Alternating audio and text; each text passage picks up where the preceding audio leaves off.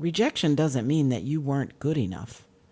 Oftentimes it means that the room wasn't big enough to hold what God is doing in you.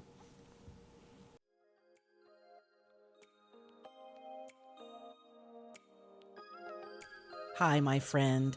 Welcome to the Bounce Back Black Woman podcast. I'm Dell, and I've overcome some of the most devastating heartbreaks I could ever have imagined. Do you find yourself stuck in sadness after a broken heart, asking God, why me? Well, I'm here to help women just like you heal and build the resilience to overcome life's greatest hurts. If you long for joy and confidence again, this podcast is for you. So grab your headphones and those heartbreaks. Let's talk.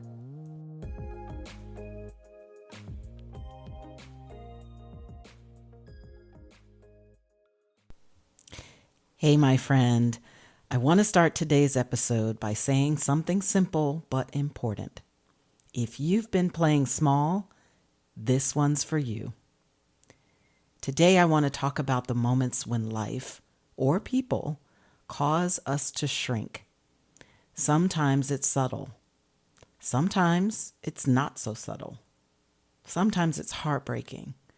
But either way, it does start to chip away at how we show up.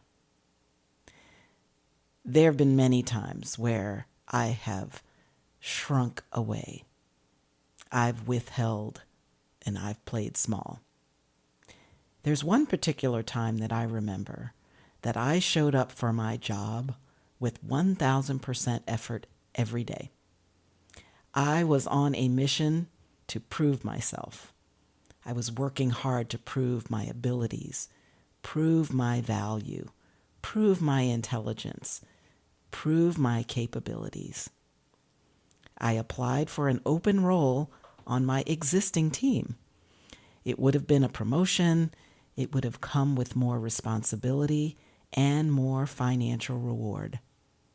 I had the credentials, I had the degrees, I had the ability. I interviewed well. I knew the team. I knew the hiring manager. But I still got passed over. And the person that got selected was someone else on my team that I had to keep working beside. I had to even deliver on projects for and with her in our everyday work on this team. Now, don't get me wrong. She was, and still is, a good friend of mine. So it wasn't really about her. It was more about me. I convinced myself it was about them and their choice and their rejection of me. But I've come to realize that that moment was really about me. And that rejection broke my heart. I felt deflated, like I wasn't good enough, smart enough, capable enough, educated enough.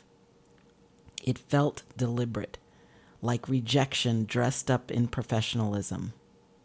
And yes, as I said, I was heartbroken. And that's when I started to shrink.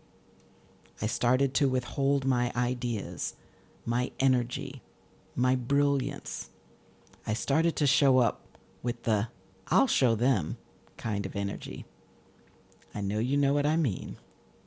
And the hardest part? I knew that wasn't the real me. That was the wounded version of me.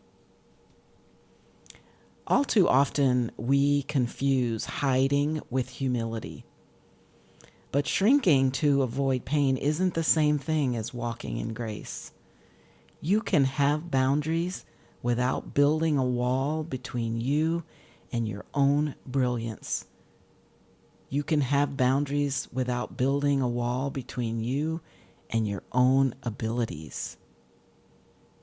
Sometimes we withhold who we are as a way to protect ourselves. Sometimes we withhold who we are as a way to hurt the other person that rejected us. But healing says it's safe to shine again, my friend. Rejection doesn't mean that you weren't good enough. Oftentimes it means that the room wasn't big enough to hold what God is doing in you. That's a whole word right there. Matthew 5:14 through 16 says, in my favorite version of the Bible, the New Living Translation, "You are the light of the world, like a city on a hilltop that cannot be hidden. No one lights a lamp and then puts it under a basket. Instead, a lamp is placed on a stand where it gives light to everyone in the house. In the same way, let your good deeds shine out for all to see, so that everyone will praise your heavenly Father." Can we talk for a minute about how this verse directly challenges the habit of dimming your light in response to rejection or disappointment? Because it does. It absolutely does.